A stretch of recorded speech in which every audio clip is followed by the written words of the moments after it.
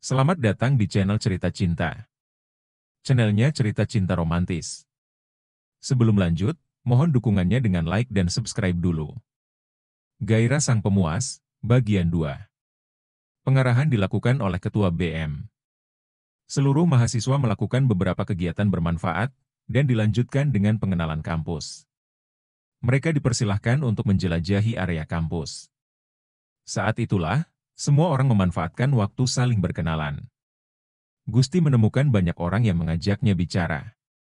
Hal serupa juga dialami oleh Elang. Mereka juga tak lupa saling berbagi nomor telepon.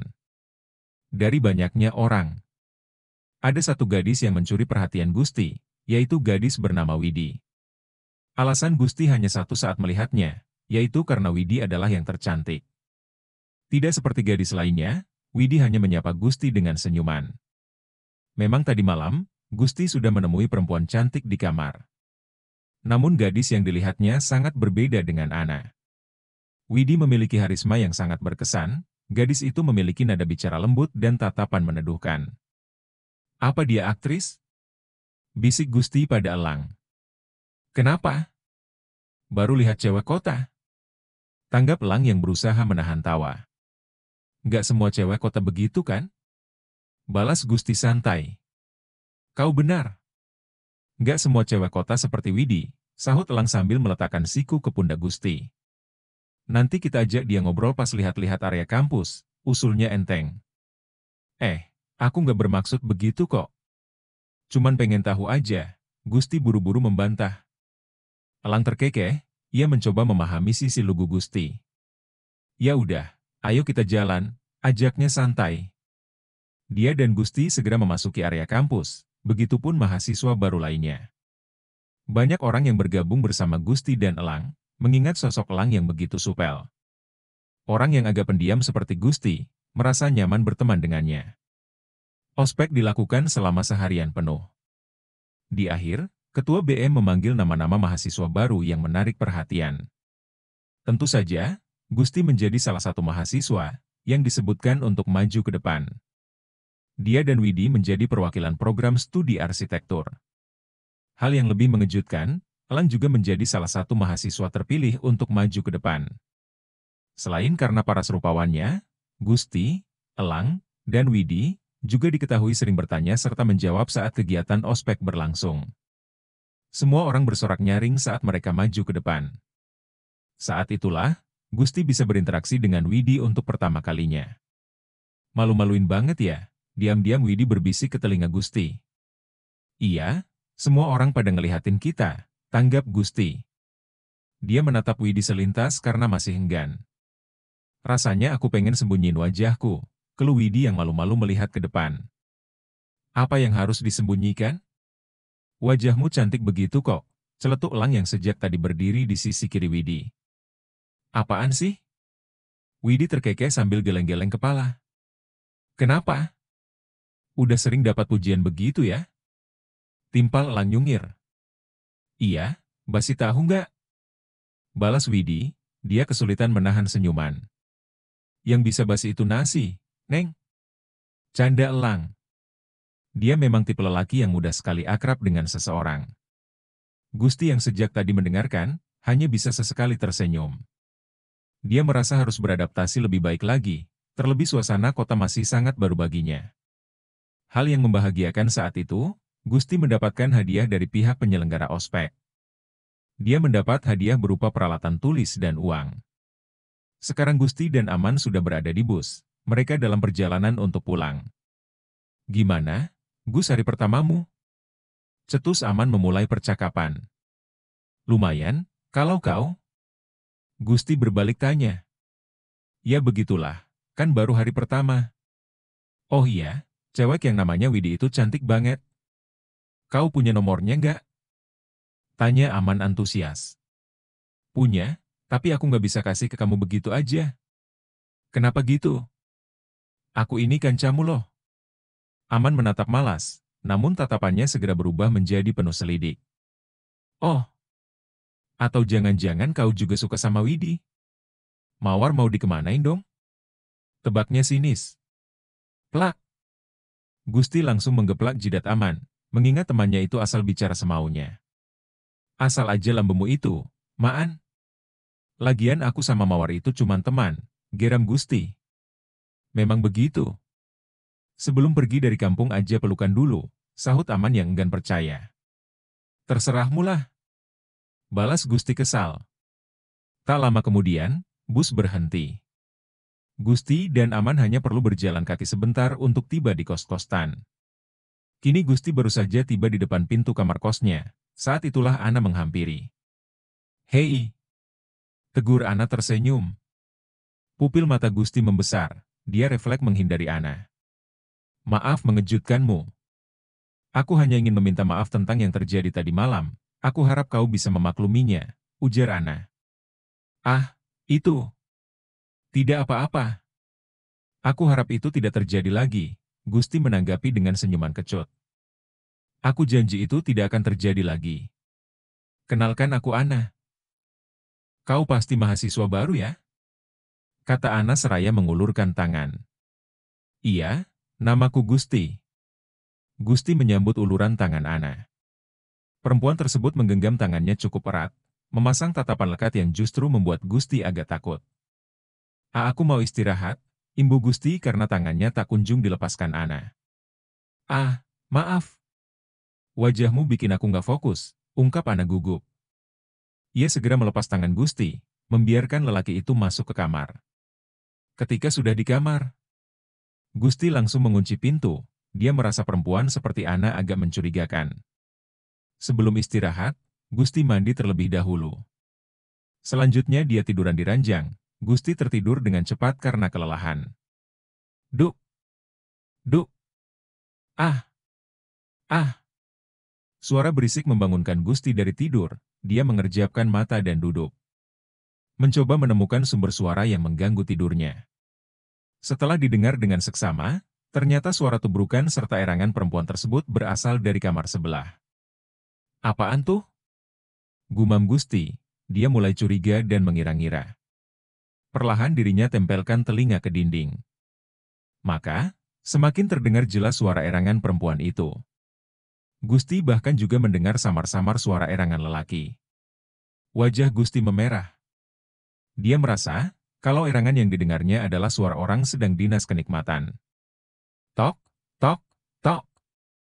Suara ketukan pintu, membuat Gusti kaget sampai tersentak. Dia pun bergegas membuka pintu. Ternyata orang yang datang adalah Aman. Lelaki itu langsung masuk ke kamar, saat Gusti membuka pintu. "Kau kenapa?" tanya Gusti heran. Aman tak menjawab, dia malah meletakkan jari telunjuk ke depan bibir. "Wah, sudah kuduga di sini suaranya terdengar lebih jelas," bisiknya.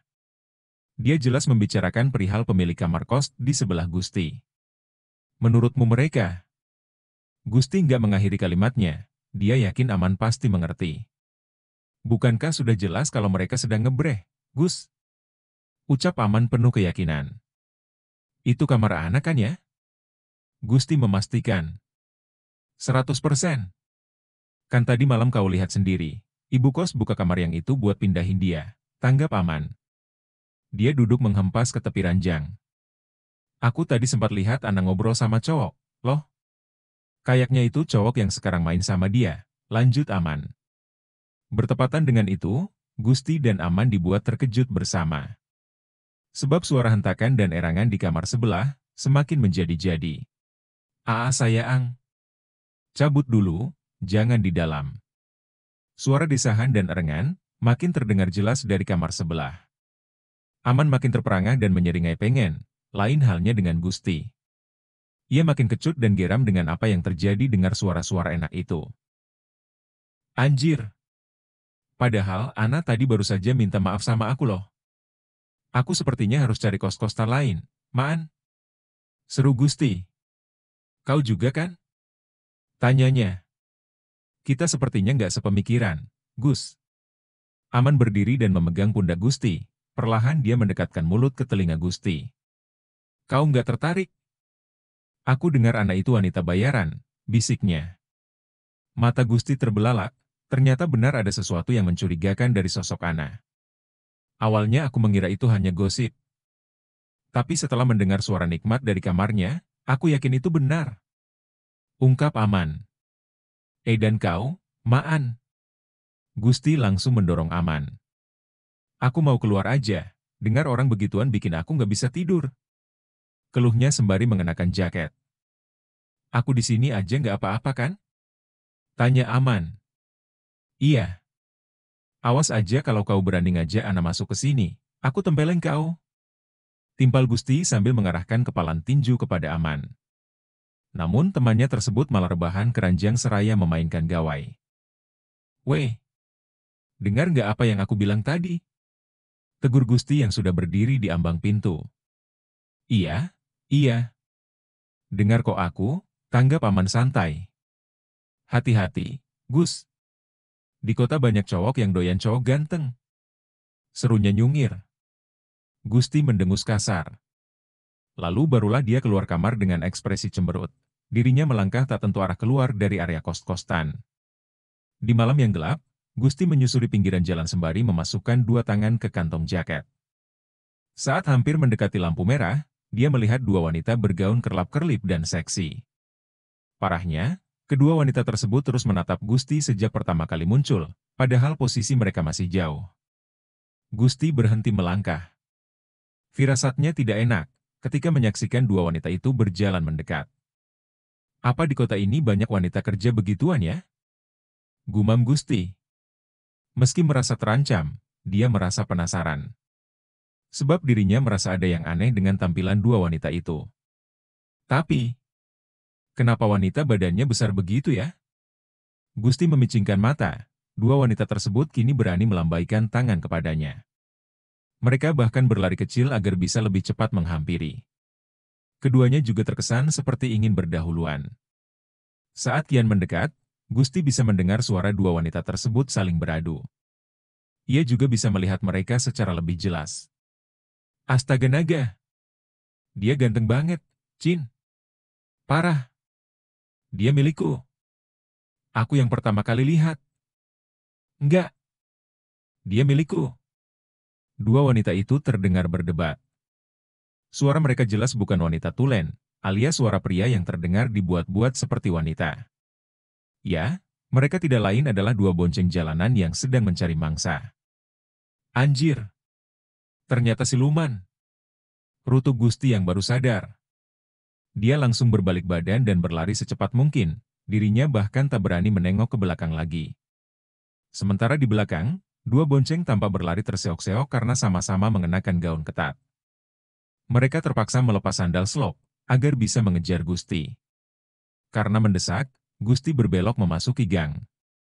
Dia keluar ke jalan raya lain, dan memilih masuk ke sebuah supermarket. Usaha Gusti sukses besar, lari dari kejaran dua siluman tersebut. Kini dia sibuk mengatur nafas akibat kelelahan berlari. Gusti berdiri sambil memegangi lutut. Ia berjongkok 90 derajat. Gusti. Suara tidak asing menegur, membuat Gusti langsung menengadahkan kepala. Setelah dilihat, orang yang memanggil ternyata Elang. Gusti segera berdiri tegak, ia terpana pada sosok Elang. Bagaimana tidak? Lelaki itu tampak sangat berbeda ketika mengenakan pakaian biasa. Dari ujung kaki sampai kepala, Elang mengenakan pakaian bermerek. Dia terlihat benar-benar seperti orang kota tulen. Tato yang ada di lengan Elang juga tak luput dari atensi Gusti. Elang? Gusti menyapa balik. Ngapain kau keringatan gitu? Habis olahraga malam? Tanya Elang heran. Enggak. Cuman kecapean aja. Soalnya aku jalan kaki dari kos-kosan, jawab Gusti bohong. Yang benar? Kau nggak punya motor sendiri. Kenapa nggak naik angkot aja? Cecar Elang. Aku nggak punya motor. Terus nggak kepikiran juga naik angkot, lumayan bisa ngirit uang. Oh begitu. Aku antar pulang, gimana? Tapi setelah aku bayar barang belanjaan ke kasir, tawar Elang. Gusti mengangguk. Iya, boleh. Usai menunggu, Gusti ikut ke parkiran bersama Elang. Di sana Gusti dibuat semakin kaget saat melihat mobil sport keren milik Elang. Anjir! Ini mobilmu, El? Tanya Gusti melongo. Iya. Ayo naik. Ajak Elang. Gusti sekarang ada di mobil Elang. Tampilan di dalam mobil Elang kembali membuat Gusti berdecak kagum. Gila. Mobilmu pasti mahal, komentar Gusti. Aku nggak bisa membantah, tanggap Elang seraya menjalankan mobil. Gusti menatap Elang. Dia mencoba memberanikan diri untuk menanyakan hal yang membuatnya penasaran. Aku yakin kau bukan orang biasa di kota ini. Apa kau anak? Anak konglomerat? Itu kan yang ingin kau tanyakan? Potong Elang dengan tebakannya. Kau salah, Gus. Aku tinggal sendirian semenjak umur 16 tahun. Aku nggak punya orang tua. Semua yang kumiliki adalah hasil jerih payahku sendiri, sambungnya. Benarkah? Kau hebat sekali. Untuk yang kesekian kalinya Elang membuat Gusti terkesan. Kau kerja apa? Tanyanya penasaran. Bersambung.